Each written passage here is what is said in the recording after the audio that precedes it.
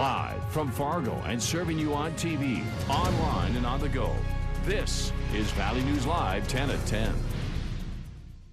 Could be extremely dangerous. We don't want to have any more deaths out there.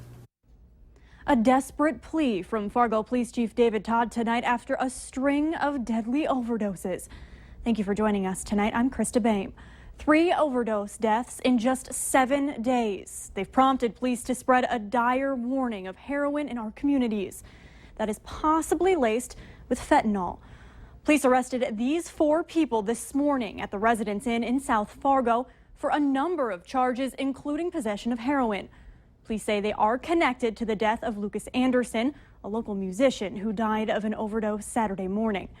Valley News Team's Giovanna Simic tells us more about the dangers of fentanyl-laced heroin police believe is being channeled through the Twin Cities and the message they want to send. A series of drug overdoses in the Fargo-Moorhead area has law enforcement agencies asking the public to keep a close eye out. They really need to be aware that if they have family members or friends who are users of drugs, talk to them. If you're going to get out of drug use and try and deal with your addiction, now is a good time to do it. Fargo Police arrested 4 suspected heroin suppliers at Residence Inn in South Fargo. After 4 of 7 overdoses were linked to narcotics, 3 of those people died. It's possible that we have heroin out there laced with something such as fentanyl or morphine or some other opiate, making it even more dangerous than it already is. Fentanyl can be 40 to 50 times more potent than heroin. The use of methamphetamine and opioids in this region has really spiked, and we've got a real problem on our hands. Last summer, Jordan Larry died as a result of heroin use in Moorhead. The city also had 2 non-fatal overdoses. Both people were saved by Narcan, a drug that treats opioid overdoses. West Fargo police say they aren't aware of any recent overdoses. The last overdose death was in 2015. There are a number of these overdoses that we are unaware of because they are either treated by family or friends through the use of naloxone rescue kits, or they respond to local emergency rooms and are treated there. And police have this message for dealers. People that are the sources of these drugs, we're going to aggressively go after them and prosecute them. Something they say they need everyone's help with. In Fargo, Giovanna Simic, Valley News Live. Police say 37-year-old John Weed and 24-year-old Tyson Cheney also died this past week from overdoses. They're working to determine if the 3 deaths are related. If you have any knowledge about these cases or any information on the distribution of heroin, you are urged to contact the Fargo Police tip line or your local law enforcement agency. And you can find this full news conference with police in full on our website and our Facebook page. Just search Valley News Live, like our page, and you can stay informed on all the updates throughout the whole day. Few details are being released after a scene in a Crookston neighborhood where a search warrant was executed using a special operations group. Officers were called to the 700 block of Stewart Avenue in Crookston shortly after 7 this morning. Police say because of circumstances surrounding the investigation and the nature of the incident, the Grand Forks Regional Special Operations Group assisted in gaining entry to the home. Once inside, residents were cooperative. There were no injuries and there's no public safety concern in regards to this case. They are not releasing any further details at this time. It's been an ugly, violent weekend on the campaign trail with protesters and arrests at Trump rallies from Chicago to Kansas City. Trump is pointing his finger at supporters of Bernie Sanders, while his GOP opponents say the candidate himself is to blame. This as new polls show Trump leading in key states with primaries on Tuesday.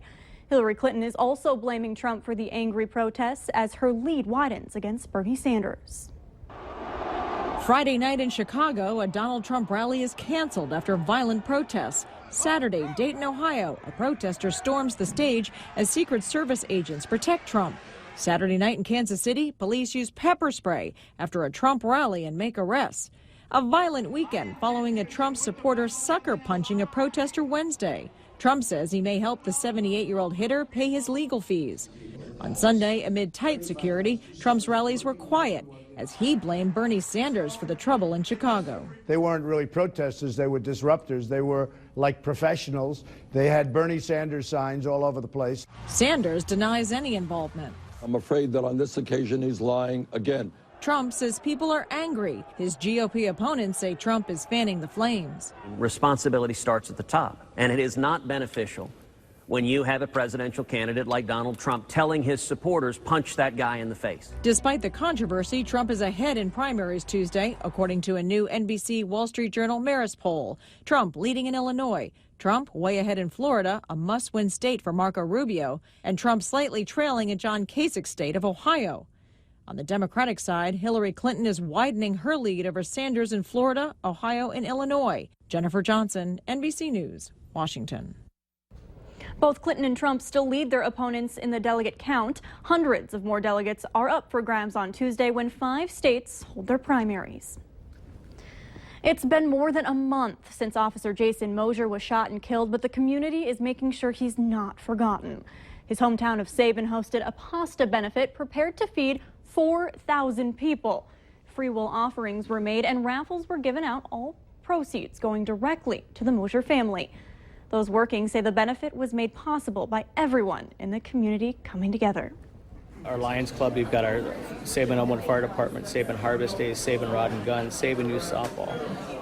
Both the churches, the Catholic Church in town and the Lutheran Church, they've all come together and donated either their time or their talents. From 11 to 7 p.m. today, the benefit raised more than $13,000 for the Mosier family. A big step forward for flood protection in downtown Fargo is expected to affect some travel for your Monday morning. 2nd Street will be closed to through traffic between Main Avenue and 4th Street South starting tomorrow and much of Tuesday. Crews will be installing removable flood wall panels. The project's contractor wants to see how they're going to work. The panels are similar to those used for flood protection in parts of South Moorhead. The city's engineer's office tells us 2nd will be shut down around 9 tomorrow morning. They expect it to reopen by Tuesday evening. People who need to get to the high-rise will still be able to do so. And a night of music at a Moorhead church helped raise funds for the growing number of people who don't have a home in the area. The benefit concert, along with a food drive, was put on to help Churches United for the Homeless. I know that they are working on creating low-income housing right now, so it's not just the shelter itself, but also providing somewhere for them to go and grow. Homelessness affects approximately 760 people in the Fargo-Moorhead area on any given night.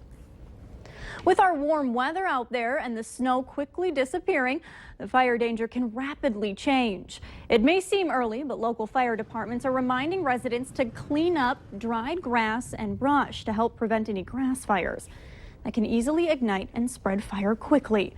You should also make sure any smoking materials are put out completely.